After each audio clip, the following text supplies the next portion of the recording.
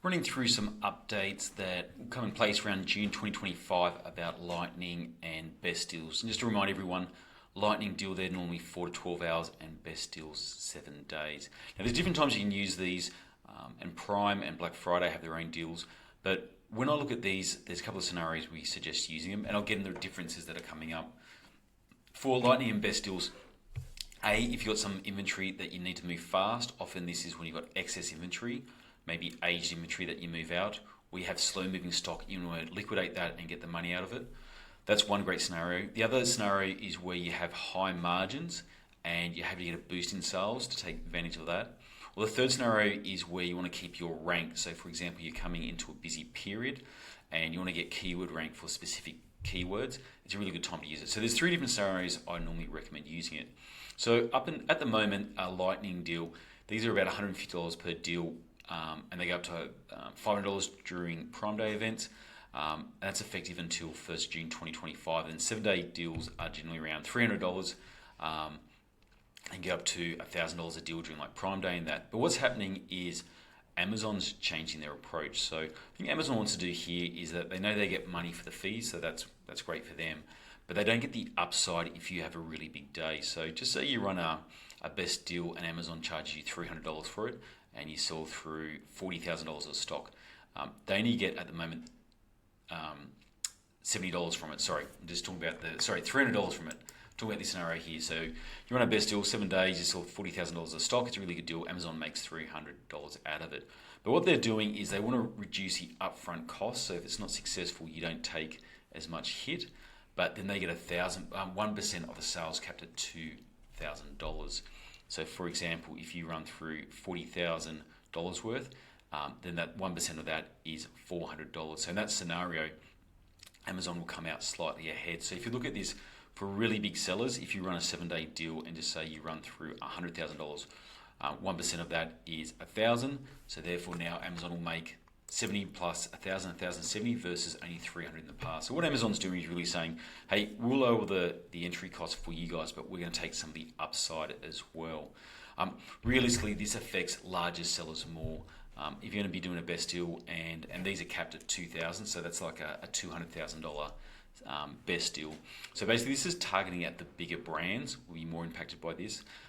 So depending on where you're at, if you're a larger brand, definitely need to consider this now because you're going to be losing about 1% on the fee, whereas in the past, if you're selling $100,000, $300 is only 0.3%, so a lot lower than in the past.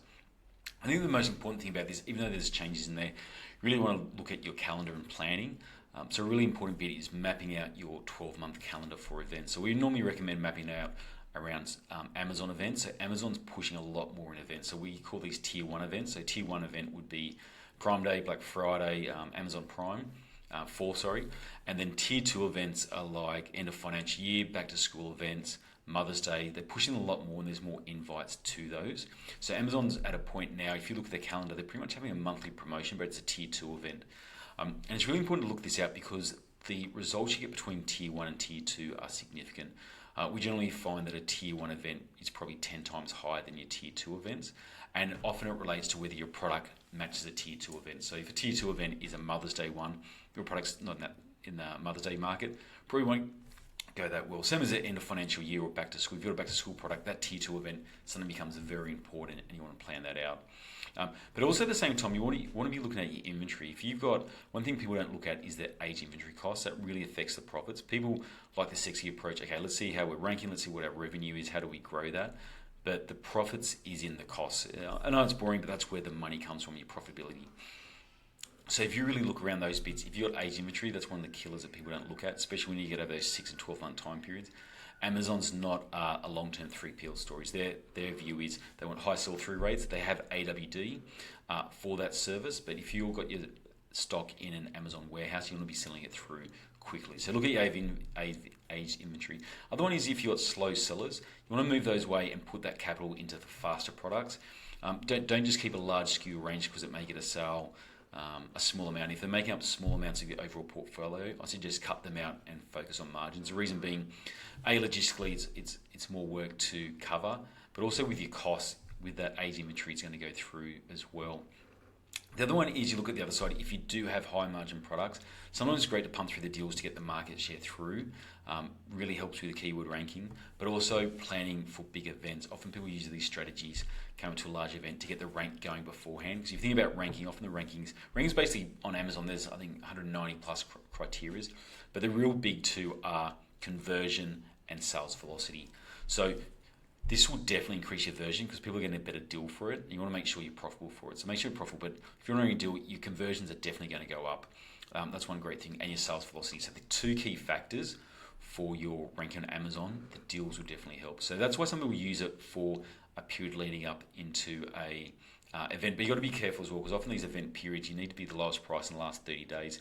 So when you do your calendar, you got to space it out to make sure you don't encroach on that 30-day period because what Amazon will look through is the average sale price for those last 30 days. So you want to be getting a lot of sales even after the big deal goes through. The next 30 days, you still want to be getting sales coming through, so your average sale price is very high, so you can do the discount. I just want to share this with you in terms of planning for the lightning deals and best deals and where the best place to use it. I think this will affect bigger brands more than the smaller sellers, but it's just something to be aware of to add to your diary. The main takeaway is definitely develop a calendar planning for your brands. Work out what events you want to plan for, make sure your inventory aligns with it, and also make sure you're selling your most profitable product. Don't have a large SKU range with unprofitable products on there. Cut them off and really focus on your high margins products. My name's Peter, founder of Atomic AMZ. We help brands grow and scale on Amazon. We've got a free giveaway with a Grand Slam offer if you see the link below where we're giving away a whole bunch of training with about $1,300. No charge at all. Just go to the link below, sign up, and we'd love to send that out to you.